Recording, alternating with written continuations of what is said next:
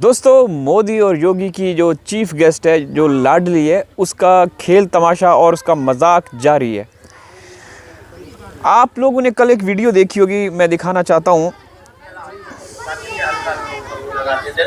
ऐसे नहीं बनती। मैंने आलू काटने के बाद इसमें अरारोट डाली है, बेहतरीन डाली है। डालने के बाद इसको थोड़ा सा पानी डाला है और पानी डालने के बाद देखिए अच्छी तरह से ये मिला लेने इस तरीका से।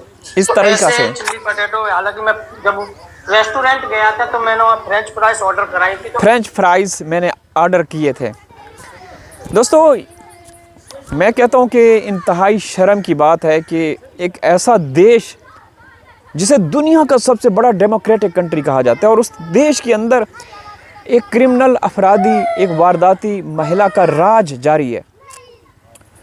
कभी हिंदुस्तानी लोगों को अपनी रेसिपीज़ दिखा रही होती है, कभी उनको ललकार चैलेंज कर रही होती है, कभी ये बताती है कि मुझे बिग बॉस से ऑफ़र आई, कभी टाइटल लगाती है अपने थंबनेल के ऊपर कि मुझे किस मूवी से ऑफ़र आई, मुझे किसने ऑफ़र दी। मतलब हिंदुस्तान के 140 करोड़ लोगों के लिए ये अच्छी बात है या ये अच्छा कर रही है उनके लिए हिंदुस्तान में रहकर? नहीं दोस्तों, इसके पीछे एक बहुत ऑर्गेनाइज्ड एक साजिश प्लानिंग है। वरना मैं आप लोगों को हिंदू कम्युनिटी जो कि पाकिस्तानी हिंदू हिंदुस्तान में रह रहे हैं उनकी हालत ज़ार के ऊपर भी कई व्लॉग्स बना चुका हूं कि वो वहाँ पे किस तरीके से रह रहे हैं। उनका कोई पुरसान हाल नहीं वहाँ पे। ना उनको पीने का साफ़ पानी दिया जाता है, ना उनको राशन दिया जाता है और ना ही उनको घर बनाने की परमिशन है। मैं नहीं कह रहा, मैं आप लोगों को वीडियोस दिखा सकता हूँ। आप लोगों ने मेरे चैनल पे ये पिछले एक हफ़्ते से मैं वो दिखा भी रहा हूँ साथ साथ। वो कहते हैं कि जब उनको कोई तकलीफ़ होती है, जब वो बीमार होते हैं तो हॉस्पिटल में उनको एडमिशन नहीं मिलता कि ये पाकिस्तानी हैं। फिर ये मोदी और योगी का जो एक आरएसएस वाला नज़रिया है हिंदू राष्ट्र का, वो कहाँ गया? वो है, वो तो चल रहा है, हम देख रहे हैं, लेकिन made in Pakistan Hindu, made in Pakistan जो चीज़ें हैं वो उनको हज़म नहीं होती, उनसे उनको खौफ आता है। लेकिन वही खौफ सीमा को लेकर के क्यों नहीं आता? ये सवाल हज़म नहीं होता कि सीमा भी चले। वो तो जद्दी पुश्ती हिंदू हैं जो हिंदुस्तान में पाकिस्तान से वहाँ माइग्रेट होके गए, उनको वहाँ वो बेचारे वापस आ रहे हैं। अगर 5-6 फैमिली मेम्बर वहाँ गए ना तो एक एक करके वो वापस अपने देश पाकिस्तान आ रहे हैं, क्योंकि उनको जो बताया गया, दिखाया गया, जो उनको भड़काया गया वो वहाँ पे नहीं मिला। लेकिन सीमा मामले में चीज़ें जो है ना बहुत ही अजीब व गरीब है। अजीब भी हैं, गरीब भी हैं, समझ रहे हैं ना? लेकिन क्यों ऐसा है इसका आज तक किसी को पता नहीं चल सका। लेकिन कहीं ना कहीं हम उस खोज करके उस चीज़ तक पहुंच गए हैं कि इसका आगे चल के इस्तेमाल किया जाएगा। हमें ख़तरा, हमें जो डर है, हमें जो खौफ है वो हमारे मासूम बच्चों का है, ठीक है ना? अब ये यहाँ पे जो कर रहे हैं ये दोनों, ये हैं कौन? ये मोदी और योगी के लाडले हैं दोनों। मोदी और योगी की कृपया है इनके ऊपर। भले ये भारत के सबसे बड़े मोस्ट वांटेड ये क्रिमिनल अपराधी हैं, लेकिन जब मोदी और योगी की प्यार भरी नज़रें, निगाहें इनके ऊपर हों तो फिर कौन क्या कर सकता है वहाँ पे? समझ रहे हैं ना? ये कभी कुछ बना रहे हैं, कभी कुछ बना रहे हैं। कुछ बनाए या ना बनाए, आप लोगों को बेवकूफ़ उल्लू बना रहे हैं। ये नहीं बना रहे हकीकत में। चले हम बात इस सेंस में करते हैं क्योंकि इनको देखते हुए हमारा खून खौलने लगता है। असल में जिन्होंने इसको रखा हुआ है वो आप लोगों को बेवकूफ़, उल्लू और चे बना रहे हैं।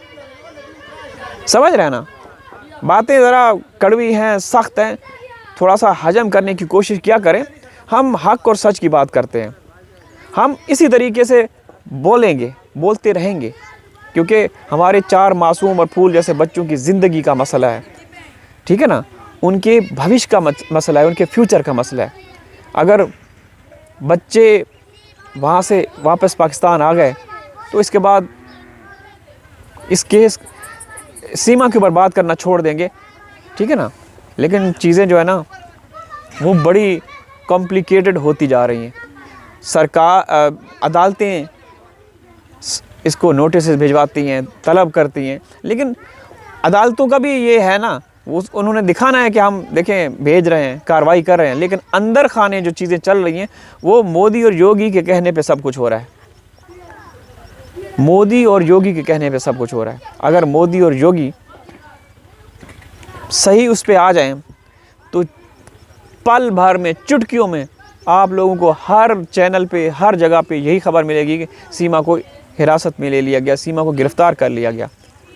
लेकिन जब तक मोदी और योगी हैं फिर वही बातें, फिर वही सब कुछ कि कुछ नहीं होने वाला। अरे दोस्तों, जब ये औरत, इसको कैसे पता था?